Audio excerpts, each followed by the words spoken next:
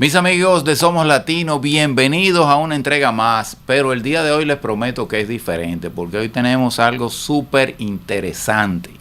Primero que nada les agradezco que estén en sintonía con Latinísima. Recuerden que Latinísima sale por Euforia, tenemos YouTube también nuestra presencia, así como nuestra propia plataforma en latinísima.net, y tenemos también a Latinísima pues en una aplicación que me imagino que todos la tienen ya en su celular para que nos tengan disponible todo el tiempo.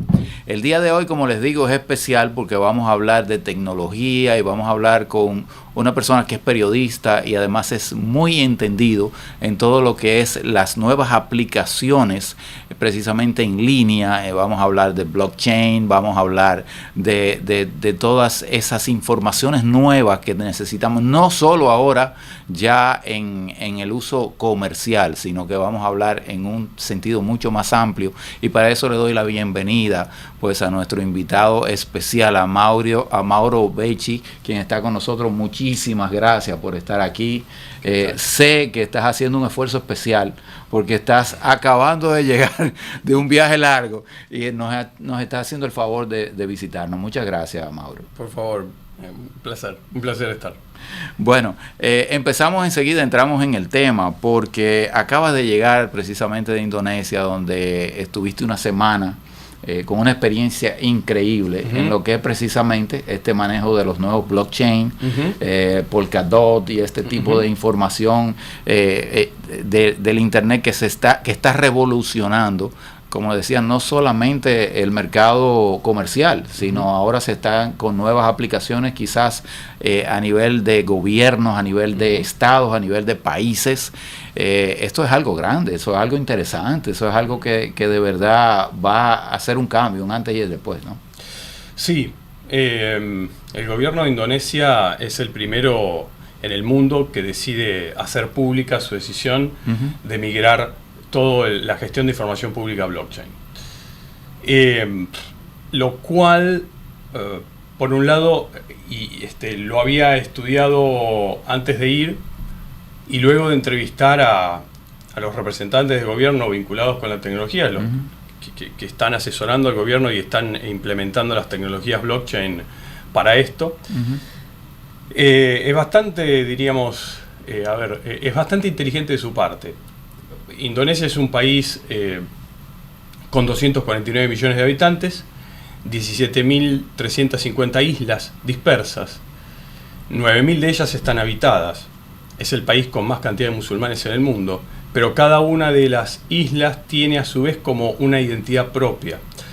Entonces, normalmente los procesos de los países en vía de desarrollo consisten en etapas, y entonces la digitalización es el proceso posterior, digamos, para superar la fase analógica en la cual todo se hace en papel y se archiva en papel. Correcto. Es economía por un lado, pero es eliminación de burocracia por otro lado también. Sí, eficiencia. Exacto. Hoy nadie, por lo menos nosotros en general, no podemos imaginar que ir a una oficina pública y que pidan, a pesar de que incluso pasa en Miami, ¿no? Lo cual es un poco... Pero quiero decir, somos sui generis. Digamos, normalmente uno esperaría de un país desarrollado que no se use el papel. Correcto. Pero porque todo es más rápido, etcétera, pero suele ocurrir que el Estado va un poco más atrás habitualmente en la innovación tecnológica, mientras todos nosotros hacemos todo desde el teléfono, llegamos a una oficina pública y de pronto hay que fotocopiar, hay que firmar con la mano, esas cosas. Bueno. Sí. Ahora, Indonesia es un país en vía de desarrollo y bastante particular. La dispersión que tiene, etcétera, produjo que el gobierno entendiera que para digitalizar lo más útil ya no era en este momento migrar la información a lo que conocemos como Web 2, es decir, digitalizar toda la información y tenerla en servidores propios o de terceros. Hubiera sido lógico que contrataran el servicio de alguna de las gigantes de la comunicación. Alguna nube, digamos, ¿no? Como se le conoce. Exacto. Tener los servidores propios es normal también. Correcto. Quiero decir, pero se trabaja por una cuestión de capacidad con nubes y etcétera. Bueno, ellos dijeron, si nosotros tenemos un país con dispersión poblacional y geográfica, tiene mucho más sentido que usemos blockchain directamente. Además, porque nos da transparencia y mucha más trazabilidad. Y entonces fue que tomaron contacto con Polkadot, porque dentro de las blockchains que conocemos, Bitcoin es una, pero que se usa fundamentalmente para la compra y venta de cripto. Ethereum es la otra, y después hay muchas más, Solana. Polkadot tiene una robustez y una interoperabilidad entre las blockchains mucho mayor. Y ellos creyeron que tenían que construir a su vez su propia blockchain, que se llama Mandala Chain. O sea, van a tener interacción entre... Tienen ellos su propia blockchain y le ofrecen a la ciudadanía, mira, nosotros podemos tener tu información. Primer proyecto concreto dentro de su propia blockchain, el ID. Para que la ciudadanía en Indonesia se mueva entre islas y con distintas situaciones, por ejemplo, nosotros nos identificamos con una licencia de conducir para algo, pero luego en una clínica necesitamos que tengan nuestra información. Ahí va. La forma centralizada es que uno acceda a todos los servicios con una sola identificación posible. Blockchain permite que la información del ciudadano esté disponible sin que sea capaz de cruzarse todos los datos y que con una sola llave de acceso yo sepa todo de vos. Correcto. Entonces el gobierno de Indonesia, que buscaba transparencia frente a la ciudadanía, decidió, utilicemos blockchain, seamos innovadores, ya no pasemos por la forma anterior, vayamos directo al futuro y ofrezcámosle a la ciudadanía trazabilidad, transparencia mientras digitalizamos. Y es por eso que se llevó adelante este evento en Bali. Pero de repente me llega a la mente lo que muchas de las personas que nos están escuchando en la radio deben pensar. ¿Qué cantidad de información van a manejarse? O sea, estamos hablando de digitalizar la información de cada persona que viva ahí. Y como tú dices, en diferentes aspectos, que no haya cruce de información donde no deba haberlo. O sea, deben haber muchísimos grados de seguridad asociados a esto. Claro, y de hecho blockchain tiene un sistema criptográfico tan particular, que es lo que de pronto a la gente le cuesta entender en relación con los modelos que conocemos, ¿no? Normalmente usamos un usuario y contraseña para cada cosa que hacemos. Correcto. Pero resulta que si uno observa digamos, cómo se compone todo eso, termina siempre en una llave de entrada. Digamos que quizá con nuestra cuenta de correo electrónico accedemos a casi todo lo demás. Correcto. Y es Google el que en definitiva nos abre la puerta de todo, y en el ecosistema de Apple puede ser digamos, el reconocimiento facial de nuestro teléfono, que sea. Correcto. Eso lo que produce en general es mucha pérdida de privacidad. Por eso aquí es muy conocido. Sí, sobre todo a nivel comercial. Se compran y se venden datos, planillas con perfiles con interés comercial, y a veces hemos visto con interés político.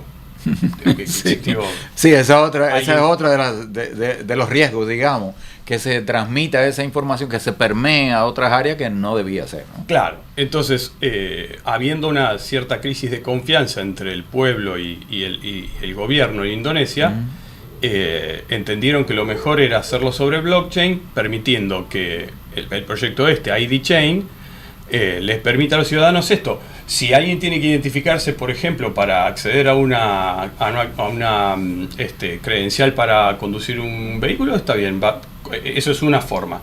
Pero eso es imposible de cruzar con los datos de salud, e imposible cruzar con los datos económicos. Ya si tenemos ese triángulo sin poder identificar quién es, de qué estamos hablando, es interesante el estándar de privacidad que se logra. Y de ahí me imagino que salen 1000 vertientes más, porque de repente a la industria automotriz también le interesa saber quién es el consumidor, y puede haber parte de esa información que pase, cuál es tu preferencia, y una serie de cosas que a nivel comercial es importante, pero que a nivel personal tú quieres guardarla, ¿no? Lo mismo que tú decías de la parte comercial, del interés de la parte comercial. Sí. Al mismo tiempo, ellos, por ejemplo, necesitaban organizar bien la información sobre su exportación pesquera. era otra línea. El gobierno sabía que tenía ahí la educación, algo que resolver. ¿Cómo? En el área de la educación quizás también. Sí, pero dentro de sus casos de uso, cuando firman el acuerdo con Polkadot, dicen, bueno, nosotros tenemos ciertas áreas donde sabemos que necesitamos montar sobre blockchain la información. Entonces, uno era que la industria de la pesca, como cualquier otra industria de exportación y etcétera, tiene una supply chain.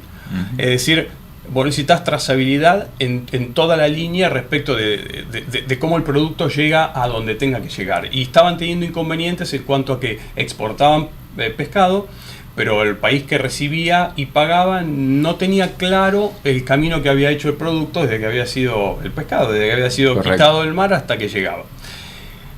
Entonces, segundo caso de uso, muy bien. Blockchain permite, de hecho acá hay una gran cadena de retail, de supermercado mayorista y minorista que utiliza blockchain.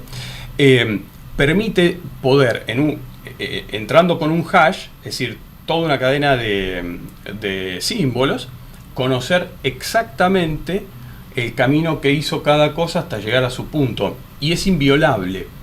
Lo cual es difícil de comprender, porque uno siempre tiene un escepticismo sobre la seguridad de cada dato, el manejo normal. Uno dice, bueno, pero sí, en verdad todo es alterable. Sí. Sin dudas que perfecto no es nada y todo puede ser. Sin embargo, la arquitectura en que blockchain está construido, que es que cada incorporación de información sobre una data produce un bloque nuevo atado al anterior, y entonces va como contando una historia. No puede romperse esa cadena. Y no puede romperse esa cadena, porque a su vez esa información está distribuida en computadoras, en los devices, las laptops o de todos los miembros de una comunidad. Es decir, todos los que forman parte de una blockchain tienen pedacitos de la data que estás viendo en tu pantalla. O sea que la data que tiene el otro no puedes tú violarla y viceversa, porque dañas la cadena, o sea, no recibe la información. Inmediatamente una blockchain sobre Polkadot envía una alerta cuando alguien produce una alteración en la información. Eso es lo diferente a cuando tengo almacenado, digamos, toda la información sobre un producto en un servidor. Yo puedo entrar. O en una nube específica. Llega un hacker y te bloquea eso y ya quedaste vulnerable. Exacto, lo mismo. Si tengo acceso, si puedo hackear una nube, accedo a todo al mismo tiempo y lo que habitualmente hacen es, bueno, lo capturo y pido un rescate por dinero. Lo secuestro, claro. Lo secuestro. Sí. Acá con blockchain eso es imposible porque nunca tengo yo posibilidad de tomar todo. Claro, lo que recibo es todos fragmentos incomprensibles. Entonces ese estándar superior de seguridad es interesante. Bueno, yo en la conversación que tuvimos telefónica te hablaba de la inteligencia artificial y los miedos. En este caso, me imagino que es importante tocar ese tema de los miedos porque muchas personas piensan, bueno, hoy día la inteligencia artificial me va a quitar el trabajo, se va a apoderar de toda la información y de repente vamos a estar vulnerados a devices electrónicos que no tienen sentimientos y ese tipo de cosas. Tú sabes, eso es lo que está en el temor de las personas. Pero mientras más control tú tienes, en el caso del blockchain, yo creo que es más difícil que se tome una decisión, porque obviamente la inteligencia artificial te hace recomendaciones, pero no puede hacer cambios. Sí, sobre eso entiendo que es razonable ante cambios de estas características tan bruscos, tan fuertes, cierto temor o una suerte de que va muy rápido también. Claro, una suerte como de cosa de paralizarse y decir, ¿qué hago frente a esto? Y entiendo perfectamente porque investigo esto hace añares, y he escrito mucho y me interesa, que hay que disponerse hasta, sobre todo anímicamente, a de pronto estar conversando con una entidad que no existe, que es artificial, pero que puede contestarme y con la cual puedo trabajar. Y que prácticamente todo lo estamos haciendo hoy día. Entonces, Efectivamente, la inteligencia artificial, por ejemplo, en blockchain existe hace mucho. Unos primeros usos de blockchain en el derecho fueron los smart contracts y cada una de las cosas que hacemos puede autoejecutarse en blockchain sin necesidad de intervención humana. Es la primera automatización conocida como IA que pudimos ver. Esto que decíamos, si hay un contrato la creación de contrato, ¿no? Exacto, claro. Si hay cierta violación o alteración en una cosa, hay un incumplimiento en una cláusula de un contrato que está sobre blockchain, se autoejecuta la cláusula gatillo de ese contrato. Muy bien.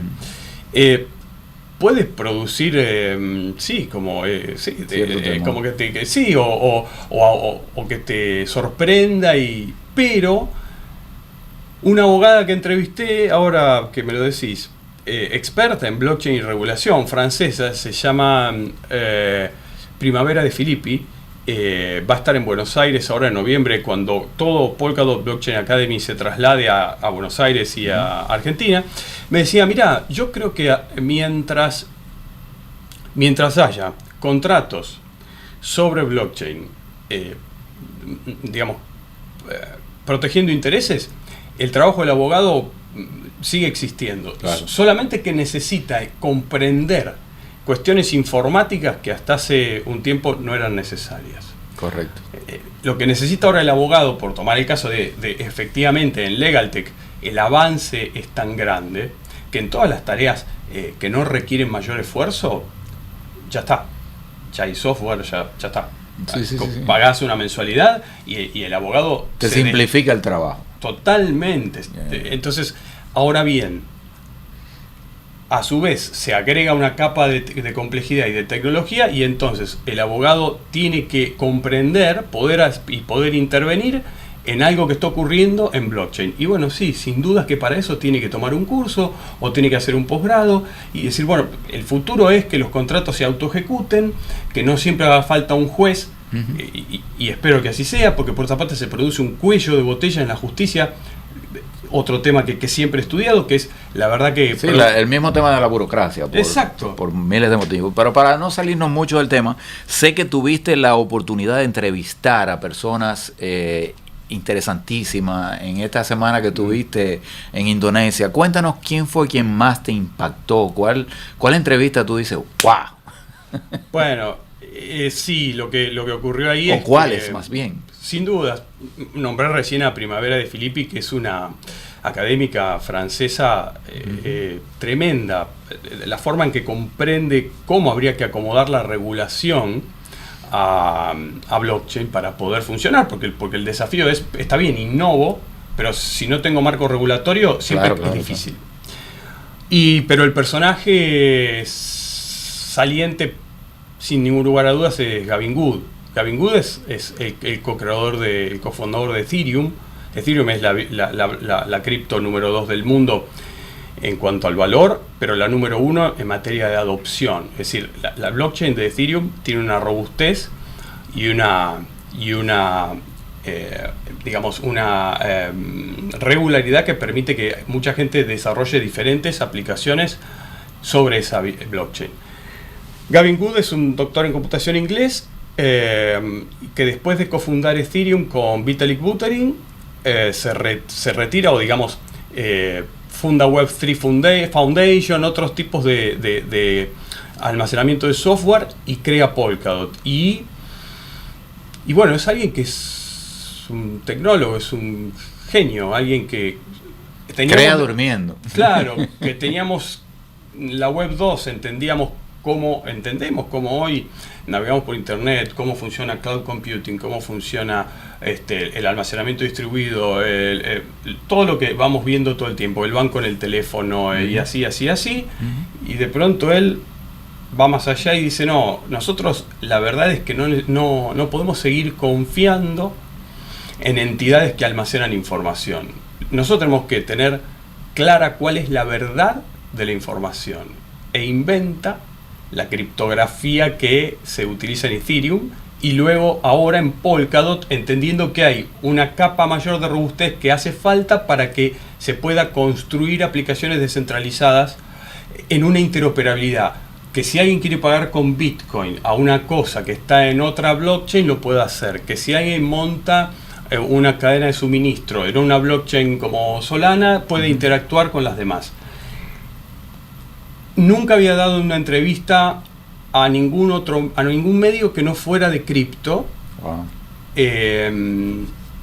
Es alguien muy reservado, es alguien que casi no da tampoco clases, suele escribir algún que otro paper corto, y yo... ¿Lo sentiste abierto contigo? Había ido con la idea de entrevistarlo si era posible, sabía muy bien que había que requerir hacer un pedido con anticipación, así de cosas, y de pronto se dispuso y dijo, la gente de prensa de él dijo, mirá, Gavin comprende que América Latina y el público hispanoparlante necesita comprender y enterarse de qué va blockchain, y cree que vos sos el indicado. Qué bien. Y entonces tuvimos una conversación. Esa experiencia increíble. Estaban grabando un documental, filmando un documental sobre todo esto. Y entonces sí, me concedió una entrevista exclusiva, conversando mano a mano con él. ¿La subiste, me imagino, ya, o todavía no la subiste? No, porque digamos, ellos me tienen que dar el material. Okay. Y bueno, y fue... sí tengo fotos que traje, algunos videos que se tomaron mientras yo lo estaba entrevistando. Y sí, fue una experiencia, por supuesto, diferente a cualquier otra cosa. Hace mucho tiempo que yo entrevisto, por supuesto, gente muy iluminada en este tema, pero él era un distinto y alguien difícil, que no se lleva necesariamente bien con la prensa tradicional, porque siente que no lo entienden, o que malinterpretan, o que simplifican demasiado. Yo tengo un estilo que es muy narrativo, pero sin bajarle el tono a la conversación, intentando no bajarle el tono a la conversación. Pero sin duda que mi vocación es que llegara a todo el mundo. Yo creo que no tendría demasiado sentido hablarle a poca gente cuando uno es comunicador. Lo que uno quiere es que todo el mundo se entere y sepa, y en la última, ¿no? Pues me imagino que es asunto de tiempo ya para que salga tu nueva tu nuevo libro o tu nueva publicación en ese sentido. Y una vez más, pues te ponemos a Latinísima a la orden para que nos comente sobre esa publicación que vas a hacer.